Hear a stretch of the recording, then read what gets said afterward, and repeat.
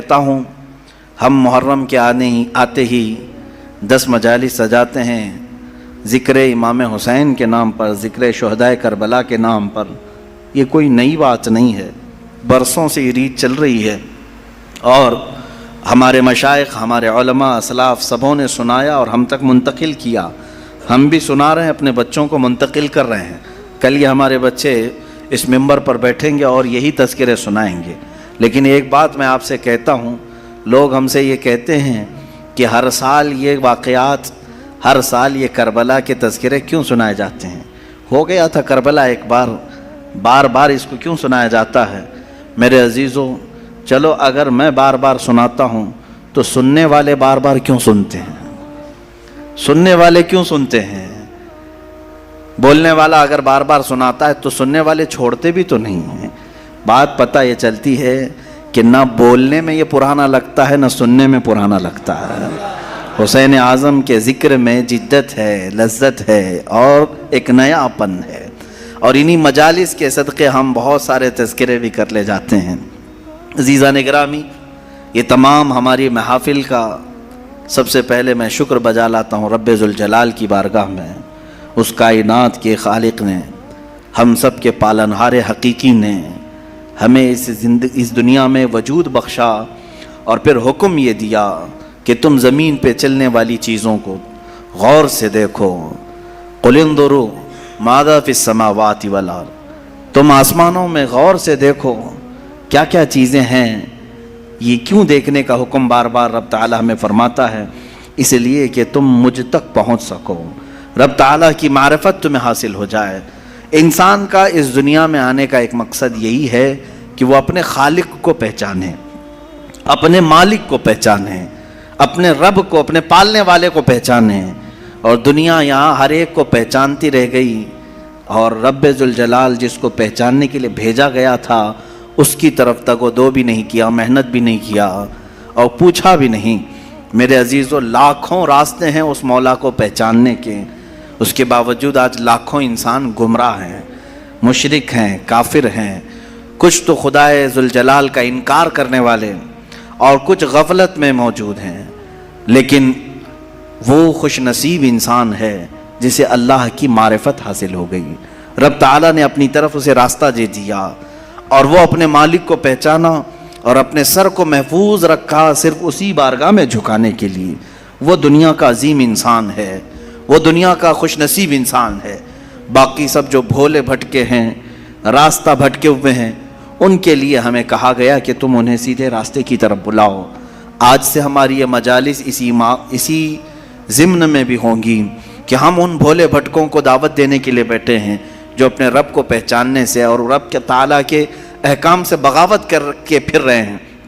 अज़ीज़ान गिरामी, अब आप सब की बारगाह में जो चीज़ें मैं अर्ज़ करने जा रहा हूँ वो बहुत तवज्जो से सुने, तवज्जो से सुने कि यकीनन अल्लाह अज़्ज़ा वजल रब्बे ज़ुल जलाल, उसकी बहुत सारी सिफ़ात हैं। 99 सिफ़ात आपने सुना भी होगा। अस्माए हुस्ना में अल्लाह रहमान है, रहीम है, करीम है, हलीम है, अज़ीम है, गफ़ार है, जब्बार है, सत्तार है, क़हार है। ये सब उसकी सिफ़ात हैं और हर सिफत को पहचानने के लिए ज़िंदगियाँ लग जाती हैं। अल्लाह तबारक व तआला की बारगाह में पहुँचने के लिए इंसान ज़िंदगियाँ लगा देता है और बाज़ लोग ये समझते हैं कि हम घर बैठे ही अल्लाह ताला की मारिफत हासिल कर लें। ऐसा नहीं है मेरे अजीज़ों। आज सबसे पहले चीज़ मैं ये अर्ज़ करता हूँ, आखिर खुदा है या नहीं, किसी ने देखा नहीं। सवाल तो है ही है।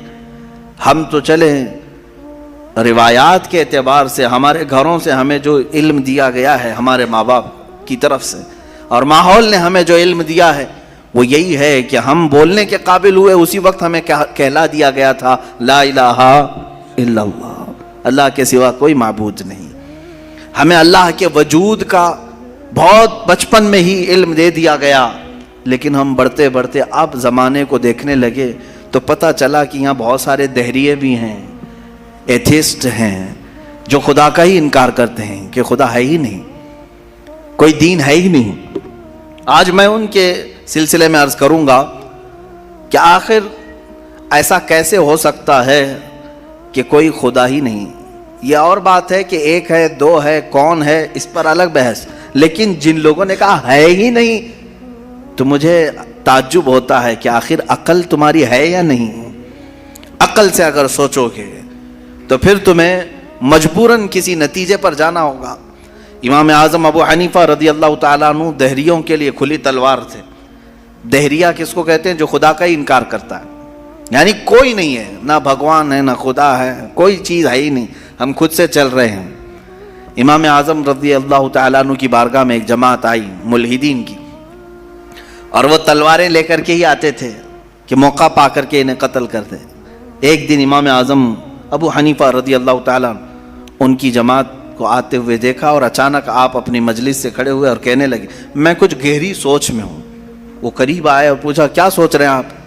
کہا کہ میں نے سنا ہے کہ ایک سمندر میں کشتی چل رہی ہے اور اس پر سامان خود سے لد جاتا ہے، اور بڑی برابر منزلوں پر وہ رکتی ہے اور اپنا سامان خود ہی اتارتی ہے.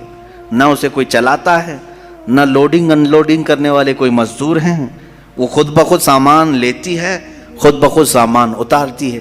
یہ روبوٹک دنیا بھی نہیں تھی اس وقت کہ وہ یقین کر لیتے، سائنسی دنیا بھی نہیں تھی اس وقت. تو ان دہریوں نے کہا کیا مذاق کر رہے ہیں آپ کہ سمندر میں کشتی بغیر ملاح کے، بغیر کیپٹن کے چل رہی ہے اور خود سامان لوڈ کر رہی، اتار رہی ہے، ہمارے ساتھ مذاق کر رہے ہیں آپ؟ ہم عقل والے لوگ ہیں، آپ کی اس بات پر کوئی بیوقوفی یقین کر سکے گا؟ امام اعظم ابو حنیفہ رضی اللہ تعالیٰ عنہ فرماتے ہیں اتنی جب تجھے عقل ہے کہ ایک کشتی سمندر پر بغیر کسی چلانے والے کے نہیں چلتی، تو یہ پورے کائنات کا نظام بغیر چلانے والے کے کیسے چل سکتا ہے؟ برابر وقت پر سورج کا طلوع ہونا، برابر وقت پر سورج کا غروب ہو جانا، چاند کا اپنی منزلوں پر چلنا، اور یہ سمندروں کا برابر اپنے مدار میں رہنا، اور یہ زمین کا طرح طرح کے پودے اگنا، اس میں پھول کا آنا، پھلوں کا آنا، یہ کیا اللہ کے ہونے کی نشانیاں نہیں ہے؟ کوئی تو ہے جو یہ سارا نظام چلا رہا ہے. ہاں تم یہ کہہ سکتے ہو کہ مشینیں ہم چلا رہے ہیں، پنکھے ہم چلا رہے ہیں، لائٹ ہم چلا رہے ہیں، چلاؤ دنیا کی ساری مشینیں چلاؤ. لیکن میں اگر ایک فیلڈ میں آؤں، ان دہریوں سے پوچھتا ہوں. امام شافعی رحمۃ اللہ علیہ نے کیا جواب دیا؟ میں چاروں اماموں کی بات بتا دیتا ہوں. چاروں اماموں نے رب ذوالجلال کے وجود کے متعلق کیا کیا کہا ہے. امام مالک نے تو یوں فرمایا، آپ سے پوچھا گیا کہ خدا ہے، انہوں نے کہا ہاں. کیا دلیل کیا ہے؟ کہتے ہیں کہ زبانوں کا مختلف ہونا، انسانوں کی زبانوں کا الگ الگ ہونا اور الگ الگ نسلوں کا ہونا، یہ اللہ کے وجود کی دلیل ہے. امام شافعی سے پوچھا گیا آپ کوئی دلیل دیں گے کہ کوئی ہے؟ آپ نے کتنی پیاری بات فرمائی. ارشاد فرماتے ہیں شہتوت کا درخت دیکھا ہے؟ شہتوت کا درخت آپ نے دیکھا ہے؟ شہتوت جو ہے بہت باریک باریک سے پھل ہوتے ہیں، میٹھے ہوتے ہیں، اور اس کا پتا جو ہے وہ کئی قسم کے جانور کھاتے ہیں. شہتوت کے پتے کو شہد کی مکھی بھی چوستی ہے. شہتوت کے پتے کو گائے بکریاں بھی کھاتی ہیں، ہرن بھی کھاتی ہے. یہ سب کے سب شہتوت کے پتے کو کھاتے ہیں. شہتوت کا پتا ایک رنگ کا ہوتا ہے، ایک ہی ٹیسٹ کا ہوتا ہے. امام شافعی فرماتے ہیں شہد کی مکھی اسی شہتوت کے پتے پر بیٹھتی ہے، چوستی ہے، اور اپنے چھتے میں جا کر کے شہد اگل رہی ہے. بکریاں اور گائے اس شہتوت کے پتے کو کھاتی ہیں، مینگنیاں ڈال رہی ہیں یا دودھ دے رہی ہیں. اسی شہتوت کے پتے کو ہرن کھاتی ہے. ہرن نافع پیدا کرتی ہے، جو مشک کی طرح ایک نافع ہوتا ہے، نہایت ہی اچھی خوشبو اس کے اندر آتی ہے. امام شافعی فرماتے ہیں ایک شہتوت کا پتا بکری میں جائے تو الگ اثر کرے، شہد کی مکھی میں جائے تو الگ اثر کرے، گائے میں جائے اور ہرن میں جائے تو الگ اثر کرے. آخر ایک شہتوت کے پتے سے نافع، دودھ اور شہد بناتا کون ہے؟ بناتا کون ہے؟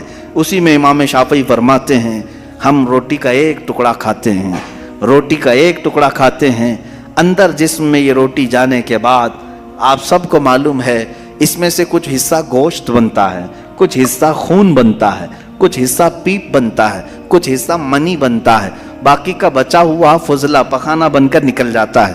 ایک روٹی گیہوں کی کھاؤ، جو کی کھاؤ، جوار کی کھاؤ، روٹی ایک ہی طرح کی ہے. اور اس سے گوشت کون بناتا ہے، خون کون بناتا ہے، اور پیپ کون بناتا ہے, منی کون بناتا ہے, سب کی الگ الگ قسمیں ہیں.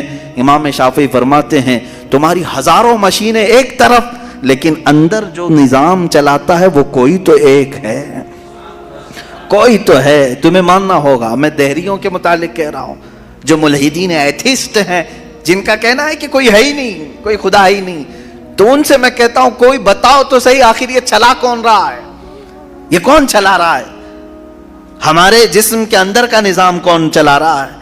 اور قرآن نے انہی کی طرف بار بار اشاروں میں بتایا ہے, آیات میں, کہ کیا تم دودھ کو نہیں دیکھتے, دودھ کہاں سے پیدا ہوتا ہے.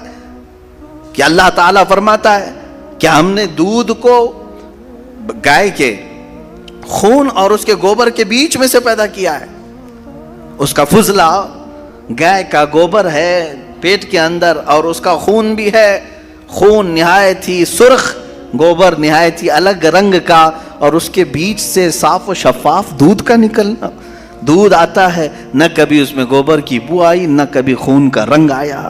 قرآن کہتا ہے آخر یہ کون ہے جو اس طرح صاف ستھری غذا نکالتا ہے تمہارے لیے.